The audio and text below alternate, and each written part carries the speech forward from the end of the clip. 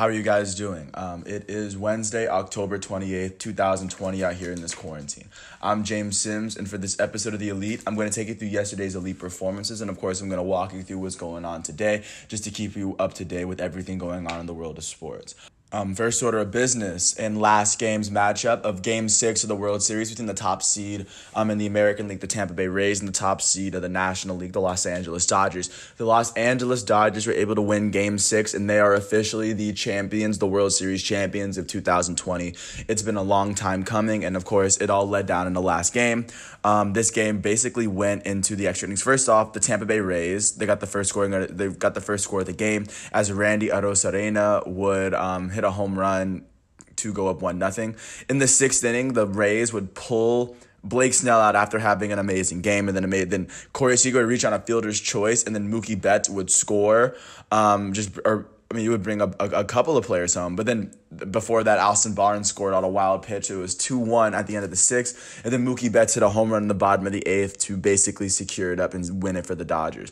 And Urias would get the save as the Los Angeles Dodgers, for the first time since 1988, are World Series champions. Looking at how both teams fared in the very last game of the MLB season, Blake Snell, the starting pitcher for the Tampa Bay Rays, he would allow 2 hits and strike out 9 batters in 5.1 innings pitched. The 1 earned run allowed, given up by Nick Anderson, would get charged to him, and Anderson would get the blown save, as he also allowed another run on him after only registering 1 out. And that's kind of how that finished out for them. It went to the bullpen. They couldn't salvage the mistake they made after taking Blake Snell out of the game. On the offensive side of the ball, their left fielder Randy Arozarena, who had probably one of the greatest World Series run or playoff runs of all time, he went 2 for 4 with an RBI and a run. He hit his 3rd home run of the World Series. That would be his 10th, I believe, of the playoffs in general, an MLB record. Their designated hitter Austin Meadows would go 1 for 3. Their center fielder Kevin Kiermaier would go 1 for 3 as he struck out. And their catcher Mike Zunino would go 1 for 3 as he struck out twice. For the Los Angeles Dodgers, Tony Gonsolin would be the starting pitcher. He would in last 2 innings as he allowed 1 run in the first inning to Randy Arozarena. Alex Wood would get 2 innings in the very middle. He'd strike out 3 and allow no runs.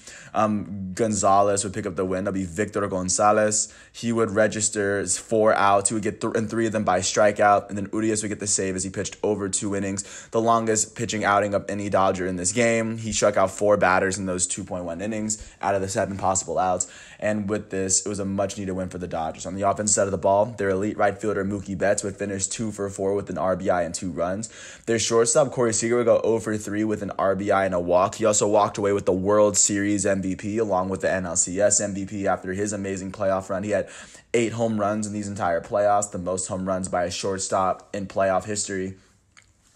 In one playoffs in history. Their designated hitter, Will Smith, would finish 1 for 3.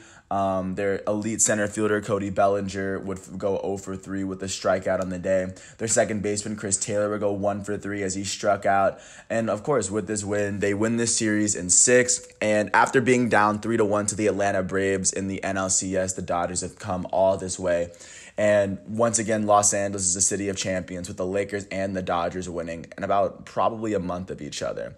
I'm gonna do a championship profile on the Dodgers following this, but right now I'm just gonna lead you to just show you what's going on with the rest of sports. So that was baseball. Also, it was the 3rd day of Champions League action. Starting off with the earlier games, or let's take you table by table. Bayern Munich, the reigning the defending Champions League champs, ended up being Lokomotiv Moscow 2-1. Big game for them. Leon Goretzka and Joshua Kimmich, both the Bayern's midfielders, would end up getting the goals.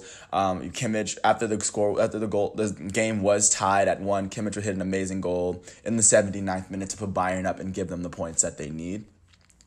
Going on to the rest of that group, Atletico Madrid was able to beat FC Salzburg 3-2. João Felix, the young forward for Atletico Madrid out of Portugal, he would score 2 of the goals, including 2 goals in the second half. They were originally down 2-1, but João Felix would put up an amazing performance to help Atletico Madrid get the points that they needed. Right now, looking at that group, Bayern Munich is still leading that group after 2 games played. They have 6 points after winning both their games. Atletico Madrid is now second in the table with this win. They now have 3 points in the table. And Lokomotiv Moscow and Salzburg, both teams have a draw and a loss each. So both teams are they're sitting at third and fourth. Lokomotiv Moscow is third and FC Salzburg is fourth, as they both have 1 point on the season. Jumping to Group B, Shakhtar Donetsk still holds the lead in that group as they were able to draw with Internacional. Inter Milan, neither team would score a goal, but after their win against Real Madrid, they're still sitting at the top with 4 points. Inter sitting third with 2 of them, but right now they're sitting behind Borussia Mönchengladbach, who in their game with Real Madrid, they would tie it at 2.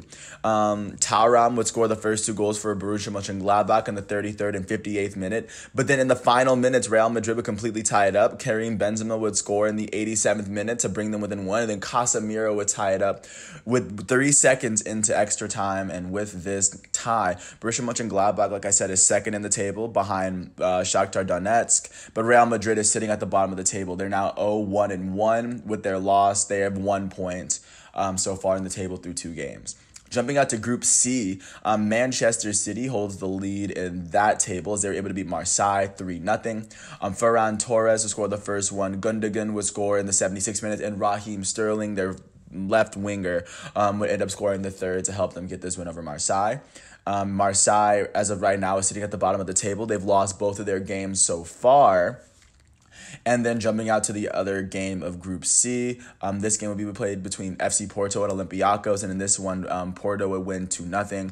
Vieira and Oliveira would pick up both the goals for Porto, and as of right now, Porto sitting second in that league with their goal differential of 0. They still have 1 win and 1 loss. Olympiacos is also they have 1 win and 1 loss, but their goal differential is -1 after their game with Man City.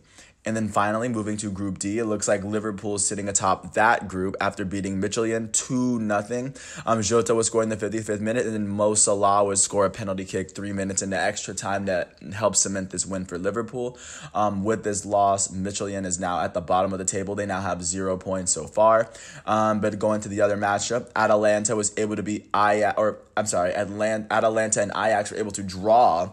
Both teams scored 2. Zapata would score both goals for Atalanta, and Tadic and Traore would score for Ajax Amsterdam.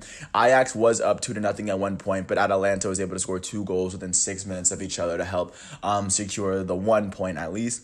And as of right now, looking in that division, Atalanta City second in Group D with a win and a draw. They now have 4 points through 2 games played. And then Ajax now has 1 point as they have a draw and a loss in 2 games so far. That's what Champions League is looking like through yesterday, and jumping into today. Today's matchup, starting from the very top, from the beginning. Istanbul Basaksehir is going to take on PSG, the Champions League runner-ups from this most recent Champions League final. Krasnodar is going to take on Chelsea in their group. And then at 4 o'clock, it'll be Borussia Dortmund taking on Zenit St. Petersburg. Of course, Borussia Dortmund's looking to try to get a big win because they lost their first game. Continuing on, Club Brugge is going to take on Lazio from Italy. Ferencváros is going to take on Dynamo Kiev. Juventus is going to take on Barcelona. I'm not sure if Ronaldo's going to play because he was diagnosed with he was diagnosed with the coronavirus not that long ago. But of course, Messi's going to be there for Barca. Manchester United is going to take on RB Leipzig in a very underrated matchup at 4 o'clock. And Sevilla FC is going to take on Stade Rennes. And of course, with that said, it is Wednesday, October 28th, 2020. There's a lot of good sports ahead of us. And there's a lot of sports from yesterday that are behind us. The 2020 MLB season is officially over, and it's kind of a big day because the first day I started this show, I started doing daily episodes, was the day that the MLB started back up on opening day, where the Yankees took on the defending champs, Washington Nationals, and the Los Angeles Dodgers, who will be the current champs. They took on the San Francisco Giants. It's been an amazing ride. Thanks for sticking with me the entire way to get here. Once again, like I said, I want to appreciate you for listening to all 9.5 minutes of this piece. And peace out. I'll see you tomorrow.